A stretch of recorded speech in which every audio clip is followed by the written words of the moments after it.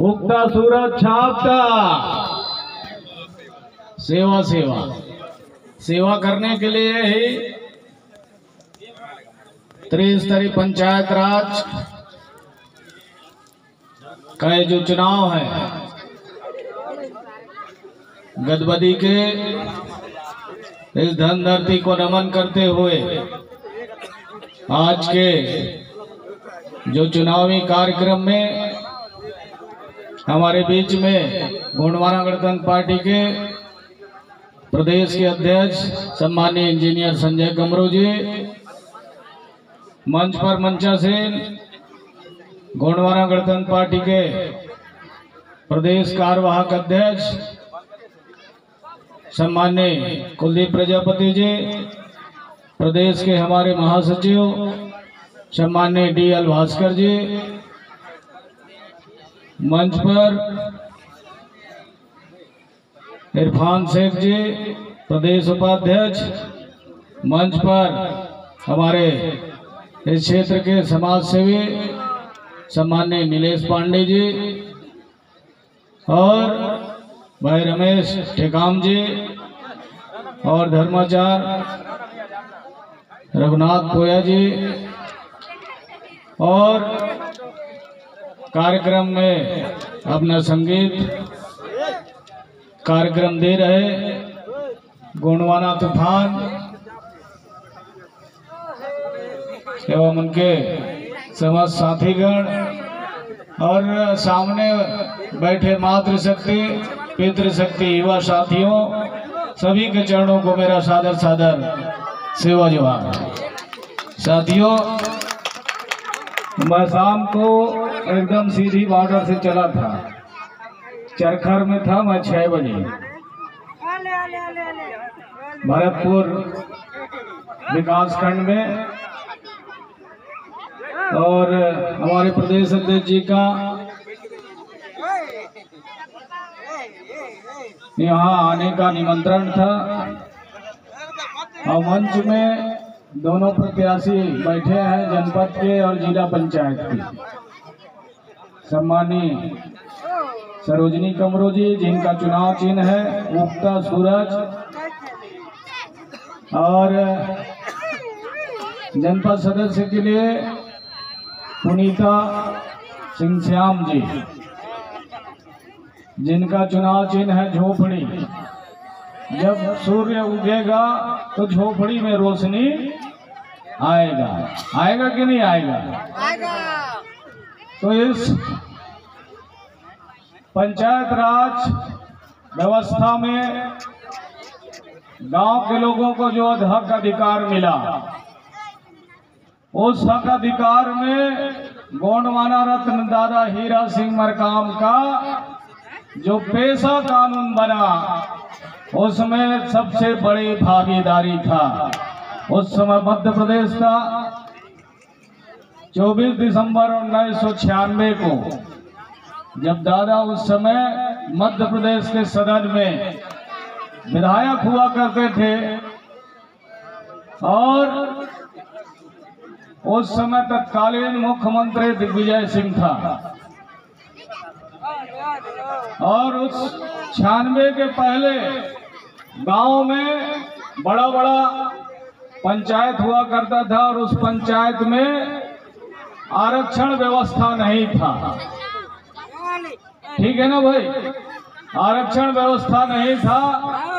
दादाजी के अथक प्रयास से पेशा कानून लाया गया मध्य प्रदेश के समय में, और 5वीं अनुसूची क्षेत्र को जहां 50% से ऊपर लोग रहे हैं, उन क्षेत्रों में सभी ग्राम पंचायत को आदिवासियों के लिए आरक्षण किया गया, जिसके बदौलत आप सब लोग पंच, सरपंच, जनपद सदस्य और जिला में अपना प्रतिनिधित्व का कार्यक्रम समाज के उत्थान के लिए, क्षेत्र के उत्थान के लिए, गांव के विकास के लिए, इस तरह का व्यवस्था में दादा हीरा सिंह मरकाम का अहम योगदान था साथियों। लेकिन उसके पश्चात उस पेशा कानून का नियम बनाने में सरकार को लगभग 27 से 28 साल लग गया और 2022 में वो पेशा कानून का नियम बन के छत्तीसगढ़ में लागू हुआ और जाते जाते 2023 में उसमें संशोधन कर दिए।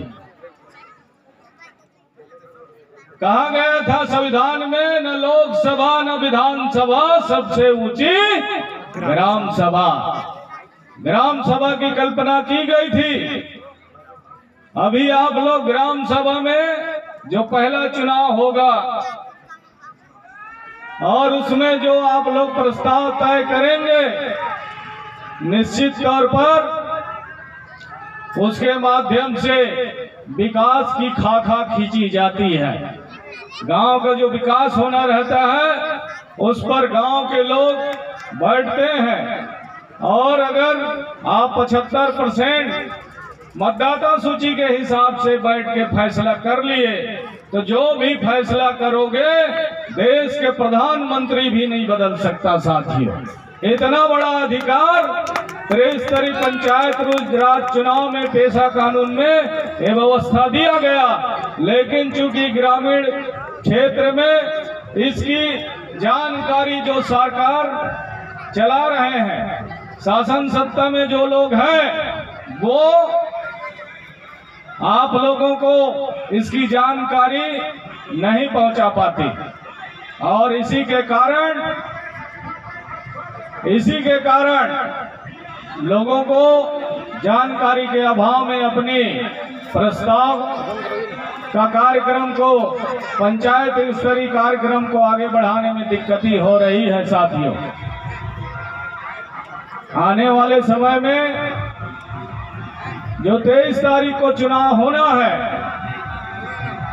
23 तारीख को जो चुनाव होना है उसमें हमारे जो गोंडवाना गणतंत्र पार्टी से समर्थित प्रत्याशी जिला पंचायत के लिए सरोजनी कमरो जी को उगता सूरज छाप पर आप लोग बटन दबा करके, मोहर लगा करके, उगता सूरज छाप पर मोहर लगा करके भारी मतों से विजय बनाएंगे, ऐसा आप लोगों से अपील करता हूं।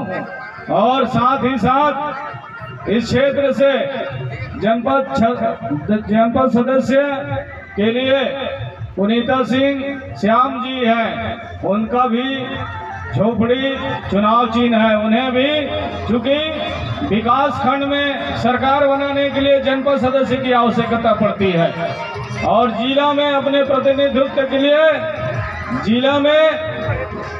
जिला सदस्य की आवश्यकता पड़ती है। निश्चित तौर पर अभी जो चुनाव होना है उसमें हम आप लोगों से आशा और विश्वास करते हैं, इस क्षेत्र के लोगों से, 2 नंबर क्षेत्र के लोगों से हम लोग आशा और विश्वास करते हैं कि आने वाले समय में जो 23 तारीख को चुनाव होना है उस चुनाव में आप लोग हमारे जो भावी प्रत्याशी हैं सरोजनी कमरो जी, उनके पक्ष में आप लोग मोहर लगाएंगे और उन्हें भारी मतों से विजय बनाएंगे।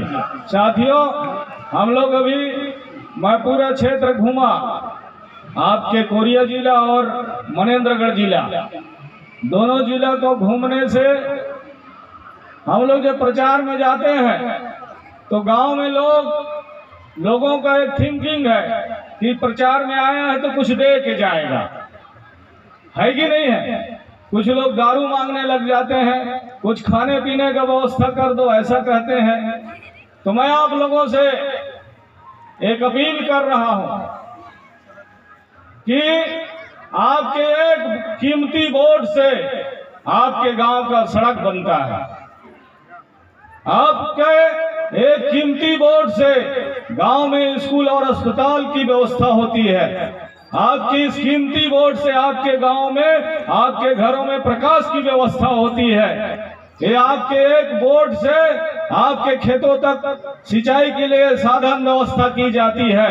तो निश्चित तौर पर अगर हम उस पर, और जो वोट है हमारे माँ बहन के जैसे इज्जत है, उनके मान सम्मान है, उसी तरह हमारा वोट का भी कीमत है। इसलिए उस वोट को सौदा करना बंद करें।